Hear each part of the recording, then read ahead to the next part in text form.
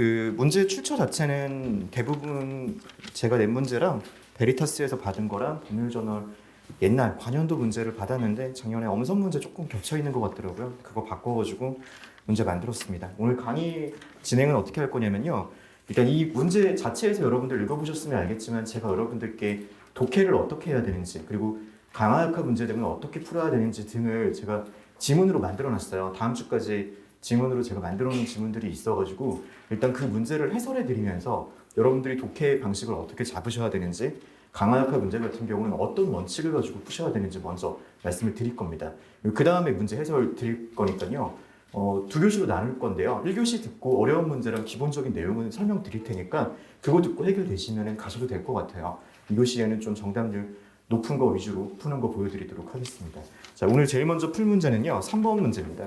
3번 문제 풀면서 제가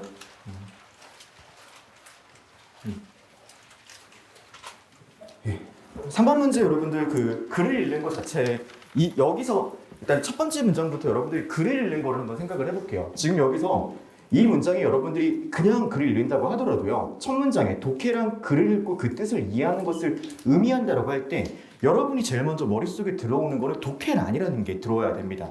독해란이 들어오고 그 다음에 그 뜻을 이해하는 것 이렇게 두 개가 연결돼가지고 관계성을 여러분들 머릿속에 넣는 게 결국 글이 돼버리거든요. 그 뒤에 하는 말이 그러죠. 이해 없는 거는 독해가 아니다. 지금 여기도 근데 지금 제 수업을 들어줬으면 알겠지만 첫 문장과 두 번째 문장 관계를 보세요. 두 번째 문장은 첫 문장의 부연입니다. 따라서로. 신경 쓸 필요가 없는 거죠. 첫 문장을 보고 독해는 이해하는 거다. 그러면 이해가 무엇일까? 이것도 세 번째 문장도 필요가 없는 거예요. 그럼 그 뒤에 나와가지고 한국어 글이 어떻게 구성되어 있는지 살펴볼 필요가 있다. 그럼 그 구성을 봐야 되겠다는 생각을 가지고 아래를 읽어주면 되는 겁니다. 이 글 같은 경우는 제가 통으로 다 쓴 거, 여기서 제가 통으로 다 쓴 건데 많아요. 그냥. 제가 이번에 그 아예 새로 쓴 게 진짜 많거든요. 그거에서 이 글을 그냥 제가 새로 쓴다고 할 때 기준으로 무슨 의미가 있겠어요? 첫 번째 문장 말고는 이 글에 의미가 있는 게 문단에 없습니다. 여러분이 글을 읽을 때도 마찬가지로 읽으셔야 돼요. 그럼 두 번째 넘어갈 때 뭐가 보여야 되냐면요. 체언과 서술어가 보여야죠. 왜? 첫 번째에서 그 글의 구성이 봐야 되니까요. 그럼 체언이라는 거는 뒤에를 봐가지고 주어랑 목적어를 하는데 여기도 분명히 꾸며주는 게 있습니다. 조사의 도움을 받아가지고라고 되어 있어요. 이거를 여러분들께서 나중에 글을 보시고 볼 때 형용사 부분인데요. 이거는 선지 파악을 하면서 하나하나 내용을 봐주시면 되는 거예요. 물론 글을 읽으면서도 주어가 어떻게 결정되는지를 읽어야 되겠지만요. 일단 여기 할 때 전부 다 모든 내용을 물론 담으면 좋아요. 여러분들 뒤쪽에 그런 얘기 할 거예요. 다시요. 그런데 일단은 여러분들께서 보실 때 체언이라는 게 서술어가 있고 체언은 주어 목적어 같은 거 그리고 서술어는 뒤쪽에 체언을 서술해 주는 거다. 그렇게 잡혀야죠. 그 다음에 예시죠. 날리셔야죠. 어차피 여러분들 한국말 모르는 사람이 누가 있고 은는이거나 주어 모르는 사람이 누가 있어요. 글 쓰는 저의 입장에서는 말이 되게 글을 써야 되니까 굉장히 힘들게 글을 쓰게 되지만 여러분들은 그리고 날아가는 거예요. 이만큼요. 이만큼 날아가면 됩니다. 그리고 형용사가 덧붙여서 문장이 된다. 형용사 새로 들어왔으니까 그 관계만 여러분들이 파악해 주시면 되는 거거든요. 아래도 마찬가지입니다. 그럼 이제 밑에는 뭐가 달라질까요? 물음표가 들어가면서요. 위에 있는 두 번째 문단까지 여러분이 보셔야 되는 거는 글이 어떻게 구성되는지를 봐야 되는 거예요. 세 번째 문단은 그걸 어떻게 받아들이는지에 대한 내용이죠. 글을 이해한다는 거가 이 글을 읽는다고 하면은 우리는 그 개념들을 연결시키는 게 이해다. 이거를 받아들이면 되는 거예요. 지금도 제가 여러분들한테 연결시켜 드리는 거잖아요. 어떻게 받아들이냐? 연결시킨다. 그거를 머릿속에다가 지금 연결을 시키는 게 이해되는 거다라고 관계성을 파악하는 거다라고 말을 하는 겁니다. 마지막 문단 가면은 그래서 형용사보다 체언과 서술어에 집중할 필요 있다고 되어 있고요. 제가 여러분들께 하는 말입니다. 제가 먼저 주어 찾고 그다음에 조사 등을 통해 가지고 주어를 확인한 후에 목적어 등을 확인해 주고 그 다음에 그 뒤에 서술어를 통해 가지고 글을 연결시키면 그 글을 이해하는 게 되는 거예요. 그리고 다만 여러분들께서 주의하셔야 되는 게요. 첫 문장에 하나의 글을 읽었다 그래가지고 그게 다음 문장에 또 주어나 목적어로 사용이 됩니다. 그럼 그거를 여러분이 생략되면 아무 생각 없이 그걸 분절시켜서 읽는단 말이에요. 연결이 안 돼 버리는 거죠. 그런 거는 좋은 글 읽기가 좋지 않아요. 자, 이 문제 같은 경우 하나씩 보겠습니다. 선제 1번 주어가 없이 쓰여진 문장도 존재할 수 있다. 이제 여러분들 이거를 보면은 이 문단에 어디를 가야 될지가 여러분들 판단이 되셔야 돼요. 주어와 목적어는 관계니까 마지막 문장 가가지고 주어나 목적어 생략될 수 있다. 이거 보고 확인해 주시면 되는 거죠. 그렇게 만든 거고요. 그 다음에 목적어가 생략된 문장을 정확하게 이해했다면 생략된 목적어를 적절히 떠올렸을 거다. 그랬겠죠. 왜냐면 다음 목적어가 되니까 생략된 거를 떠올려야 된다고 하니까요. 자, 그 다음 같은 경우는요. 동일한 서술어라고 하더라도 목적어를 필요로 하는 경우와 그렇지 않은 경우가 나뉠 수 있다. 이거는 서술어에 대한 얘기니까 여러분들 문단을 어디로 가는지가 중요해요. 어디로 갔을까요? 두 번째 문단으로 갔겠죠.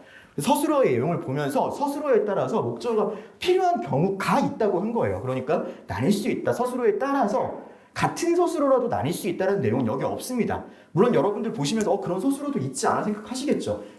배경지식 가지고 오면 안 돼요. 기본적으로 언어 논리는요. 물론 실제 기출문제를 보시면요. 실제 내용과 부합하게 마지막에 다듬습니다. 근데 그거랑 별개로 뭐 그거는 그럴 수 있지만 여기 내용과 동떨어진 내용이 들어오면 안 된단 말이에요. 그런 거 신경 쓰셔가지고 보셔야 합니다. 자, 그리고 네 번째 같은 경우는요. 여기 형용사가 들어와서 우리가 보는 한국어 문장이 되는 거고 기본적인 구조는 체험과 서술어라고 되어 있습니다. 양쪽으로 해놨고요. 그리고 마지막에 여기 은은이가 들어가 있고 은이라는 조사를 받아서 문장의 주체가 되는 주어가 된다고 되어 있습니다. 그래서 밑에도 원칙적으로 주어는 조사의 도움을 받아서 기능을 한다고 되어 있습니다. 이렇게 만든 문제였고 선집한다는 그러니까 아래를 보고 위에 필요한 내용으로 가고 확인하면서 문제 풀어주셔야 하는 거예요. 그리고 이 문제에서 제가 어떤 내용을 여러분들께 말씀드리고 싶었는지 여러분들께서 보시면서 확인해 주셨으면 좋겠습니다. 다음 문제는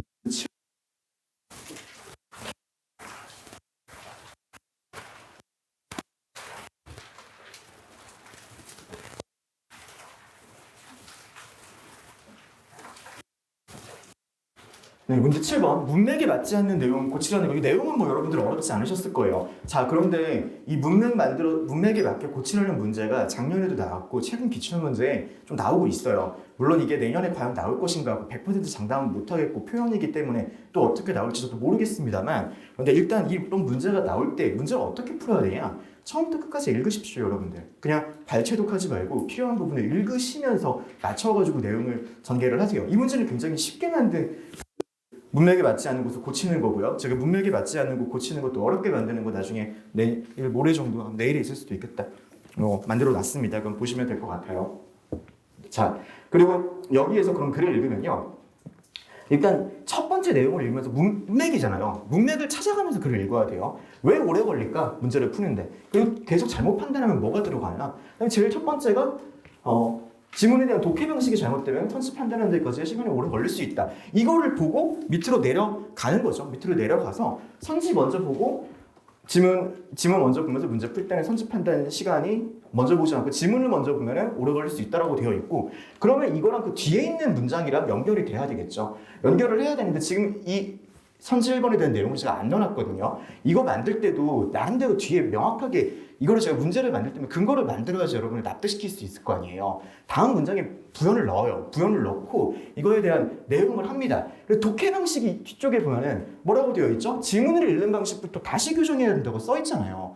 이런 게 써 있으니까 1번 선지에 대한 내용이 기본적으로 맞는 말이 되는 거예요. 그렇게 연결을 시킵니다. 선지의 정오를 그래서 독해를 제대로 해야 되고 독해를 읽었을 때 여러분의 가장 기본은 아까 전에 그 3번 문제 같이 보셨을 때요. 1번 선지를 보면 지문 어디로 가야 되는지 여러분들 떠올려야 됩니다. 그게 안 되면 독해 잘못하신 거예요. 그게 안 되면은 기본적으로 문제 점수 높게 나올 수가 없어요. 지금 상황에 있어가지고는요.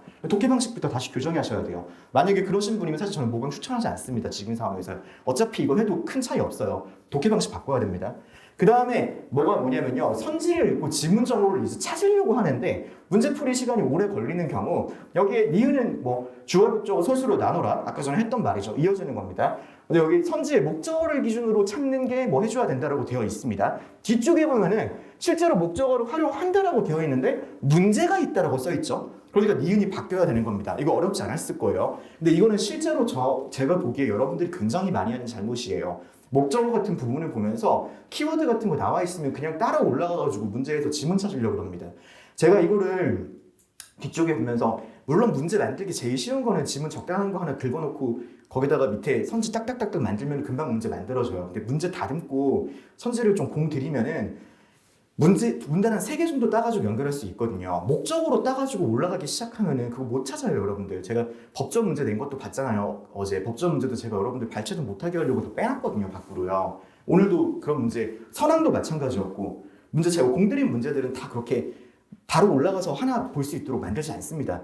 뒤쪽에 제가 했는데 제가 이런 마음이면 기출 내는 사람들은 저보다 더 열심히 내려고 해요. 저는 지금 이거 너무 문제가 많아가지고 너무 힘든데 기출은 딱 40문제 내면 되잖아요. 정말 공 많이 들이거든요.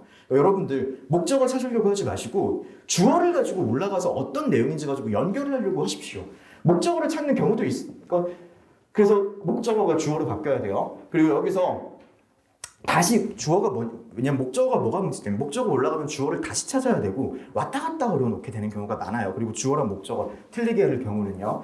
목적어를 중심으로 언제 찾냐? 책 제목이 나온다라든지 명백하게 딱 보면 보이는 거 있잖아요. 그런 거는 올라가도 됩니다. 그런 거 아니면 기본적으로 한정돼서 쓰셔야 되고요. 이렇게 시간 소비가 줄였다. 근데 정확도가 필요한 거죠. 선지를 구성하는 단어 하나하나 구분해서 확인하는 작업가 필요하다고 했습니다. 밑에는 뭐라고 나와 있죠? 핵심적인 내용을 구성했던이라고 되어 있어요. 앞뒤에 보면 그런 내용 나와 있지 않습니다. 이게 무슨 의미냐면요. 여러분들 단어 볼 때 정말 나이브하게 봐요. 하나하나 단어 꼭꼭 다 집어가지고 하나씩 다 확인해야 됩니다. 문제 만들 때 그렇게 하거든요. 근데 여러분들 큰 맥락으로 이게 맞지 않을까 싶으면 다 고르고 넘어가더라고요. 그렇게 풀면 점수가 어떻게 잘 나옵니까? 기본적으로 단어 하나하나 의미를 다 생각을 하면서 문제 만드는데요. 이게 기출할 때는 단어 절대 하나하나 허투루 안 써요. 단어 하나랑 조사 하나까지도 따져가지고 쓰는 거예요. 기본적으로요. 기출문제 내는 분들은요. 저만 하더라도 그렇게 하려고 하는데 뭐 저는 시간이 없으니까요. 근데 그 명심하셔야 됩니다. 그래서 단어 하나 다 확인하셔야 됩니다. 그래서 여러분들이 굉장히 큰 문제점 중에 하나가 이렇게 보면 이렇게 해석할 수도 있지 않을까 생각한단 말이에요. 그러면 조금만 애매하게 되면 다 떨어지죠. 다 틀리죠. 정답이 아니라고 이걸 그렇게 생각하지 않을 수도 있지 않을까라고 기본적인 비판적인 사고를 해주세요. 물론 너무 과하게 하면은 거기서 과도하게 되는 것도 안 되게 볼 수도 있지만요. 일단 대부분의 분들은 너무 나이브하게 봅니다. 까탈스럽게 보기 시작하십시오. 제가 방금 말씀드리는 건 정말 예외적인 사람이라고 생각하시면 돼요. 아니라고 생각할 수 있지 않은 거 가지고 문제를 푸는 식으로 접근을 해주셔야 됩니다. 자, 문제 7번 푸는 거 해결해 드렸고 제가 말씀드리는 거는 그런 부분이었고요.